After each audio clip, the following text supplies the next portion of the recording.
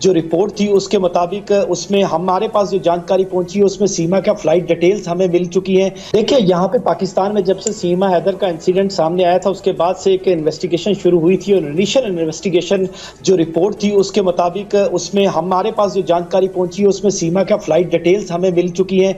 इसमें सीमा ने जो 2 दफा फ्लाई किया है उसमें एक तो फ्लाई दुबई की फ्लाइट थी FZ336 उसके जरिए फ्लाई किया था। जब बच्चों के साथ सीमा दोबारा कराची से रवाना हुई है शारजा के लिए तो उस वक्त एयर अरेबिया की फ्लाइट G9542 के जरिए ये बच्चों को लेकर गई है। देखिए समीर बिल्कुल आप ठीक कह रहे हैं क्योंकि सीमा की जिस तरीके से बिहेवियर था और खासकर आप बच्चों की बात कर रहे थे, सीमा के बच्चों की अगर बात की जाए तो वो जो है वो 2018 से 2021 में पैदा हुए हैं, यानी कि 5 साल से लेकर 2 साल के बच्चे सिंधी नहीं बोलते जो कि उनकी मदर टंग है सिंधी लैंग्वेज। उसका बाप जो है गुलाम हैदर है वो सिंधी है, उसका दादा जो है वो अमीर जान वो सिंधी है।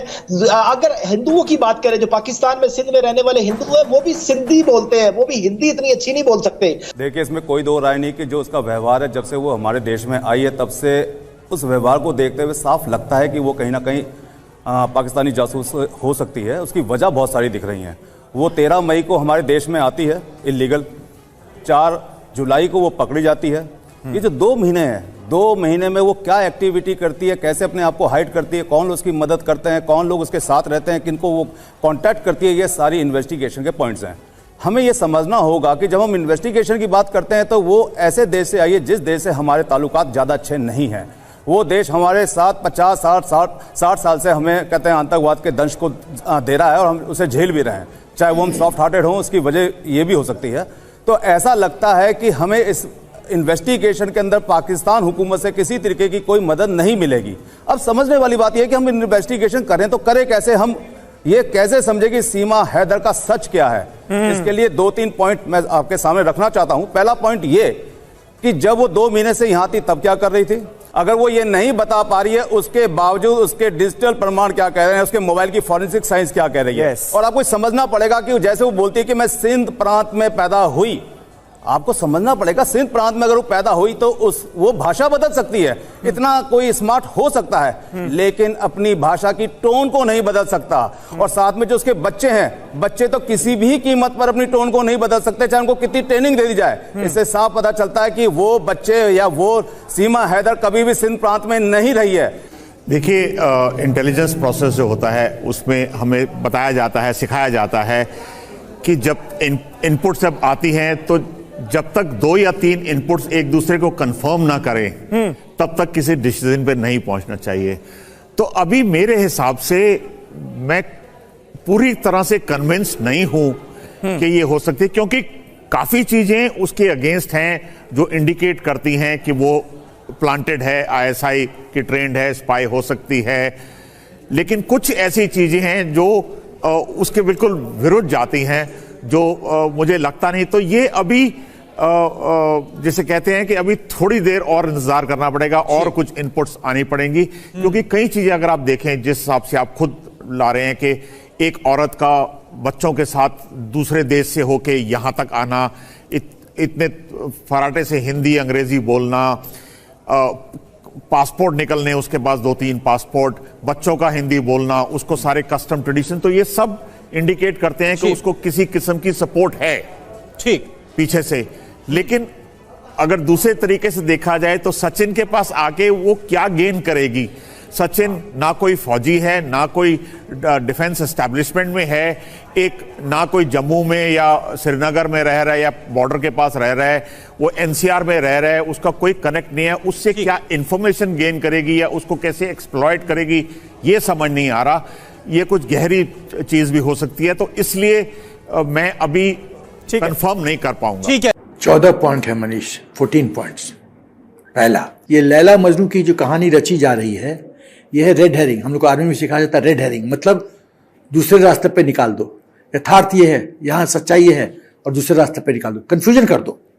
ये लैला मजनू की कहानी जो ढोल पीट रहे हैं कि सचिन ने तो इतिहास रच दिया, ये वहां के गांव के लोग सीमा भाभी पूरा परिवार आरती दिखा रहा है, तुलसी जी की पूजा, तुलसी माता की पूजा हो रही है, ये सब ड्रामाबाजी हो रहा है। पहली बात। दूसरी बात, एक चीज बताओ मनीष, ये कहती है 5th क्लास पास है, ये एमए और PhD को फेल कर रही है, जिस तरह से अंग्रेजी धड़ल्ले से बोलती है, हिंदी धड़ल्ले से बोलती है, यूपी का डायलेक्ट बोलती है। जैसा मैंने कहा 1998 से मैं यहाँ हूं नोएडा में, मुझे तो यूपी डायलेक्ट नहीं आती है, हिंदी आती है, अंग्रेजी आती है, मैथिली आती है। इसका मतलब ट्रेनिंग है, इसके मतलब ट्रेनिंग है। उसके बाद इसका देखो कॉन्फिडेंस कैमरा के सामने, कैमरा के सामने अच्छे अच्छे लोग को बत्ती बंद हो जाती है। कैमरा बॉलीवुड के अच्छे अच्छे एक्टर्स कितना बार एक शॉट को रिहर्स किया जाता है, कितना बार, 20 बार 30 बार हो जाता है। कैमरा एक ऐसा चीज है, भय क्रिएट करता है। कैमरा कॉन्फिडेंस ये दूसरा टेक्निक है। ये इसका जो क्वेश्चन आंसर करने का तरीका देखो, नौटंकी करने का तरीका देखो, कंपोजर इसका देखो, शांत मन। इसका मतलब इतना कॉन्फिडेंस इसको है कि मैं किसी भी इंक्वायरी को, किसी भी क्वेश्चन को ध्वस्त कर सकती हूं। ये कॉन्फिडेंस आता कहां से है? 5th क्लास लड़की को नहीं आ सकता। इसका मतलब किसी ने, प्रोफेशनल संस्था ने इसको कम से कम 5 से 6 महीना इसको पूरा ड्रिल किया है, ट्रेनिंग दिया है, ड्राई रिहर्सल किया है, टेस्ट किया है। जब वो पास हुई है तब हिंदुस्तान भेजा गया है। ये उसके बाद आता हूं, इसको यदि हस्बैंड के साथ प्रॉब्लम था, मैरिटल लाइफ अच्छा नहीं था, तो पाकिस्तान के मुसलमान क्यों नहीं बच्चे, हिंदुस्तान का बच्चा क्यों? और हिंदुस्तान के बच्चा में भी मुस्लिम बॉय लड़का क्यों नहीं, हिंदू बॉय क्यों?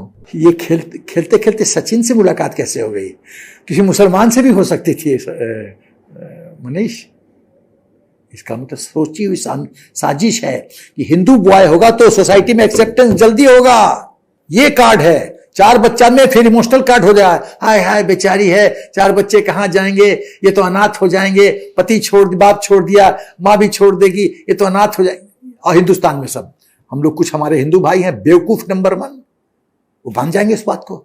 यही तो भावना में बह जाते हैं लोग। चक्कर हिंदुस्तान में यही है, भावना में बहना, अपनी बुद्धि नहीं लगाना। कौवा बोला कांट काट दिया, कान को चेक नहीं करता, कौवा के पीछे उड़ जाते हैं। अच्छा, अब आते हैं, उसके बाद आते हैं, यदि सचमुच ये इतना सिंपल था प्रोसीजर, अब चीज ये जो इश्क का मामला था, वीजा क्यों नहीं अप्लाई की? क्यों नहीं सीधे रास्ते आ गए? कराची से वीजा अप्लाई करो, वीजा ले लो, कराची एयरपोर्ट से लो, दिल्ली लैंड करो, चले जाओ ग्रेटर नोएडा। तो यही तो मैं बोल रहा हूं ना, नहीं मिलना चाहिए। तो वीजा नहीं मिल रहा है तो स्पेशल परमिट मांगती। ये सिंध से, कराची से, दुबई, नेपाल, और नेपाल से ये ग्रेटर नोएडा सीधे नहीं आई है, हिमाचल प्रदेश गई, वहां से बस में आई है। ये क्यों रास्ता? नेपाल से क्रॉस की बॉर्डर तो सीधे ग्रेटर नोएडा आ सकती थी। नहीं, शक को बिटाना है। इतनी शातिर है ये 2 कदम आगे चलती है, पिछला वाला 1 कदम का पछाप मिटा देती है। उसके बाद आते हैं 2 मोबाइल का तोड़ना। यदि तुम्हारे दिल में पाप नहीं है तो मोबाइल क्यों तोड़ रही हो? मोबाइल रखो, पुलिस को बोलो चेक कर लीजिए, इसमें कुछ गलती बात नहीं की है, क्यों तोड़ दी? इसका मतलब तुम एविडेंस, सबूत मिटा रही हो। 4 सिम कार्ड था तोड़ना। जब ये नेपाल से हिंदुस्तान में इंटर करती है, जो पाकिस्तान वाला फोन था और जो सिम था, बर्बाद कर दी। वो तो पुलिस ने रिट्रीव कर लिया है सब डाटा, और कहा जा रहा है कि आईएसए कनेक्शन एस्टेब्लिश हो रहा है। 6 पासपोर्ट क्यों? 3 आधार कार्ड। जब तुम पाकिस्तानी औरत हो तो तुम्हारे पास 3 आधार कार्ड कहां से आ गया? इसका मतलब हिंदुस्तान के अंदर जो जयचंद पॉलिटिकल पार्टी के कुछ लोग हैं, उसको बना के सब कुछ तैयार रखे होंगे। इसके आने से पहले आधार कार्ड बना हुआ है। मैं तो सरकार से निवेदन करता हूं कि जो आधार कार्ड अथॉरिटी बनाई है उस पर इंक्वायरी हो, राजद्रोह का मुकदमा उस पर डाला जाए। ये जब आधार कार्ड लिंक कर गया वेस्ट बंगाल में राशन कार्ड से, 2 करोड़ गायब, 2 करोड़ गायब पॉपुलेशन। उसके बाद नेपाल में से ये वीओआईपी से बात करती है। मैं फौज का जनरल, मुझे वीओआईपी नहीं आता है, कोई गोपनीय बातें करना ही नहीं किसी से। तो वीओआईपी पे कौन बात करता है? हॉटस्पॉट पे कौन बात करता है? ये क्या बात छुपाना चाहती थी कि पब्लिक डोमेन में ना आए, पुलिस के कब्जे में ना आए, इंटेलिजेंस के कब्जे में नहीं आए? कुछ तो दाल में काला है। दाल में काला नहीं, दाल ही काला है। उसके बाद गुलाम हैदर कहता है, जब टीवी पे यहां बवाल निकला तो कहता है, मोदी जी मेरी पत्नी को लौटा दो, मेरी पत्नी को लौटा दो। तुम्हारा इश्क कहां गया? जब 3 महीने से वो गायब थी, कहां गया था प्रेम, पत्नी प्रेम? यदि 4 घंटा पत्नी ट्रेसेबल नहीं रहती है, मतलब दोस्त के यहां गई, डिले हुआ, फोन पे फोन चला जाता हस्बैंड का, लेट हुआ, सब ठीक तो है, सब ठीक तो है। बच्चों के साथ गायब है 3 महीने से, और गुलाम मजीद दुबई में बैठे हुए हैं, नो प्रॉब्लम, कोई FIR नहीं। इसका मतलब है गुलाम हैदर भी इन्वॉल्व है, ISI एजेंट है, वो भी कंस्पिरेसी का हिस्सा है, और इसीलिए मिली भगत है। तू ये कर, उसको क्या शटअप कॉल दे, जब वहां गलती से मीडिया में आई तो तू छाती पिटना शुरू कर देना, हाय मेरी पत्नी, हाय मेरी पत्नी। अब ये एक मुस्लिम औरत पाकिस्तान की, उर्दू के तो फ्लुएंसी में समझता हूं, यूपी डायलेक्ट में इतनी सरलता से कैसे बोल सकती है? तो कोई तो सिखाया होगा ना मनीष। वो ग्रेटर नोएडा पहुंचती है और 4 घंटे में मास्टरी, ऐसा पॉसिबल है क्या? हम लोग को अंग्रेजी सीखने में टाइम लग गया था सैनिक स्कूल में, हिंदी मीडियम से आए थे, 1 साल तो लगा था, 1 साल। मैं तो 6 महीना बोल रहा हूं इसकी ट्रेनिंग। हम लोग तो हिंदी मीडियम से आए थे, 1 साल लगा था। 1 साल लगा था, मतलब अच्छा अंग्रेजी लिखना। हम लोग के टीचर थे मिस्टर CJW बैनर, इंग्लैंड से आए थे, और मेरी अंग्रेजी इतनी अच्छी हो गई थी कि क्लास में 2-3 लोग पास करते थे, मैं उसमें से एक था। CJW बैनर, हो सकता है अभी जिंदा ना हो, जिंदा नहीं हो गया। तो एक मुसलमान औरत पाकिस्तान की यूपी डायलेक्ट इतना बढ़िया कैसे बोल सकती है? उसके बाद एक औरत, मैं बताता हूं मनीष, तुम अपने इमेजिन करो कि तुम्हारे 2 छोटे बच्चे हैं, अभी यहां से पटना जाना है, तुम AC फर्स्ट क्लास में भी चल रहे हो, बच्चे दिमाग चाट जाएंगे, पापा आइसक्रीम चाहिए, पापा वो चाहिए, पत्नी गुस्सा को बोली ऐसा मारो, वैसा नहीं संभलता। AC एनवायरमेंट में जा रहे हो, पत्नी नहीं संभाल पाती है 2 बच्चों को, छुटकू को, और ये 4 बच्चों को लेके सिंध, कराची, दुबई, नेपाल, हिमाचल, ग्रेटर नोएडा, इतनी सक्षम 4 बच्चों को हैंडल कर रही है। एक और आगे बढ़ता हूं, ये 4 बच्चे इसके हैं भी नहीं, मैं गारंटी के साथ बोल सकता हूं, DNA टेस्ट होना चाहिए बच्चों का, और सीमा को पूछना चाहिए कि किसके बच्चे हैं ये 4। उसके बाद एक और बिंदु, जो ये जो इसका सचिन का फैमिली जिस तरह से आवभगत किया है, स्वागत किया है इस औरत का, वो भी संदेह का कारण है।